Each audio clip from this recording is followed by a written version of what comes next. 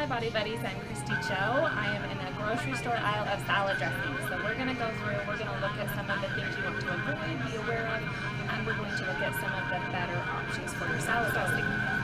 Here's the thing though, so for 2 tablespoons, which is a pretty normal serving size, this has 90 calories. This has 1 gram of protein, which that doesn't really matter. You're not going to find protein in salad dressings. We get that from our other sources. 1 gram of sugar, so that's actually really good. 1 gram of carbohydrate, which is really good as well, and 9 grams of fat. So to me, the first thing we should look at is then what type of fat is that. So then under here, I look at saturated fat is 1.5. Trans fat is 0, which means the remaining fats are coming from our better fats of poly and monounsaturated fats. So this actually is going to be good. So this 9 grams of fat, that is a peak serving size for fat. So in order to use this in a meal, I would combine it with a lean protein and vegetables and let this be your fat serving for a PVF meal. Okay, no high fructose corn syrup, but let's break this down. 0 protein, 2 grams of carbs, that's fine. Sugar is 1 gram, that's good. But total fat is 13 grams. Okay, so that's a little bit higher than that other oil that we have. This one has saturated fat of 2 grams, so that still means that there's a lot of good fats in this. But with 130 calories and that higher fat range, I would opt for a different salad dressing than this one if you're going to use it in a PVF meal. And I'll show you in a little bit how to make your own ranch dressing. Okay, now this one I found the high fructose corn syrup in it. So this is a light raspberry vinaigrette. Now most people, they see the word light and they're like, oh, that's a better choice. No, it's not. It has so much more sugar and preservatives in order to make up for the fat that's been pulled out of it. So, and right here you'll see what's the second ingredient, water and high fructose corn syrup. Crap. You have to start looking at these labels. High fructose corn syrup is linked to so much disease and problems and creates problems in your body, so you have to be aware, okay? Sugars, 6 grams. Wasn't that different than all those 1 grammers we just looked at? 70 calories, is that really light? I know if we don't count calories, but that is totally, I mean, it makes sense when we're looking at that there's 4.5 grams of fat, 7 grams of carbs, which is, that makes sense because if there's that much sugar, carbs essentially are broken down into sugars. So this is one I would not, all right, what number ingredient is high fructose corn syrup in this? 3rd ingredient. Olive Garden Italian dressing, high fructose corn syrup, 4th ingredient. Kraft creamy, what is that, French dressing, high fructose corn syrup, 2nd ingredient. Western Family French dressing, high fructose corn syrup, 3rd ingredient. Kraft coleslaw dressing, high fructose corn syrup, 1st ingredient. Okay, so what I'm trying to do is help you be more aware. As you're buying dressings, be aware of high fructose corn syrup. You don't want it in it. It's in a lot of sauces too. So look at your barbecue sauces. Look at a lot of your stir-fry sauces. I'm going to go through, I'm going to show you some of my favorite toppings now to use instead that don't have those same preservatives and those same, the high fructose corn syrup in it. So come with me and I'll show you.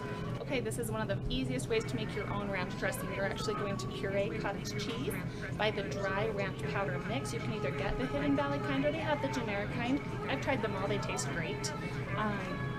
Is a little bit of almond milk. You can blend in some tomatoes, some cilantro. So just get creative and blend and puree that all up and you've made your own ranch dressing. So it tastes great, so much less of those preservatives in it. Next I'm going to show you my favorite stir fry. So here I am in the, what is this called? This is the International Foods aisle. So there's a lot of Asian things that are going to taste really good. I want to show you some of the less better options and then one of the better options. So here's Kikkoman's sweet and sour sauce. It has 13 grams of sugar, 14 grams of carbs. So there's no preservatives in it. There's no high fructose corn syrup, but those numbers are going to be different than this baby. I recommend this. Okay, preservative free. There's no high fructose corn syrup in it. There are only 3 grams of carbs, 3 grams of sugar, and 20 calories per tablespoon. So this is a good one to use, like half a tablespoon to a tablespoon in a normal serving of stir fry. I like to use it on meat, on vegetables. It tastes amazing. So definitely this is something that should be in your fridge. Next, I want to show you one other topping here. And it is, here it is, Panda Express's Kung Pao sauce. So it, let's see here, does not have high fructose corn syrup. And it says right there, no high fructose corn syrup. And then there's only 4 grams of sugar, 6 grams of carbs per 2 tablespoons. So I would actually recommend just do 1 tablespoon. And then it's a very slight addition to just amplify the taste in your meal. Make sure it's a PVC or a PVF meal. If you're not familiar with those, you need to read my book, Power Foods Lifestyle. I'm going to show you one last topping you should be using on your foods. I lied. I'm going to show you 2 more. So here's one of them. Salsa. Okay? Whether it's fresh, whether it's from the store, just remember the first thing you want to look at. Turn that label over. No high fructose corn syrup in it. Next would be the sugars. This has 2 grams of sugar per 2 tablespoons, 10 calories, very low, 3 grams of carbs. So this is going to be great. I use paste salsa in like everything I make. So this is really yummy. A few of my recipes, if you've done the 8-week challenge or if you've been a client of mine, you'll know that I also have used, where is it? Okay, this restaurant style salsa, the garlic and lime verde, can you see that? This is used in, what recipe is that? Chicken souffle, it's some sort of a souffle. So that's it. That salsa really does make all the difference by using it. So I do recommend you try and find that. Let's go ahead and move on to the final topping that you should be using every day.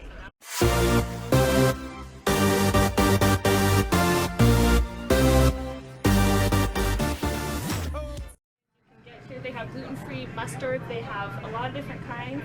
So, I mean, let's just look at the generic kind. Okay, so spicy brown. This is so good on vegetables. This is so good on so much. So all it is vinegar, water, mustard seed, salt, and turmeric. Which turmeric has a lot of anti-cancer, like cancer-fighting properties. So that's a really good thing. Use this. Another one is Dijon mustard. Love that. What's the other one I use? Did we already do that? Spicy brown. Normal mustard is good too. Like if you're having a sandwich, ex-name mayo, and it's not Jen, but it's the Jen department. I need to talk to it, June. So Jen in the grocery department, please come to the scan office. okay, so ex-name the mayo, just put mustard on there, you're gonna be fine. Yes, it's a change at first to not have that same moisture, but just try it.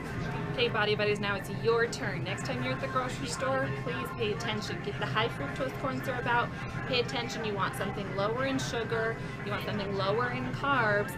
If it has fat, look at what kind of fat it is. Is it because we're using an olive oil? If so, then be aware that maybe if it's up towards 7 to 9, 10, 11 grams, that's going to account for the fat portion in a PVF meal. So you could have a big old salad with lots of veggies and some meat and have that dressing, and that would be a perfect meal 5 or 6. So remember, take it 1 meal and work out 1 day at a time.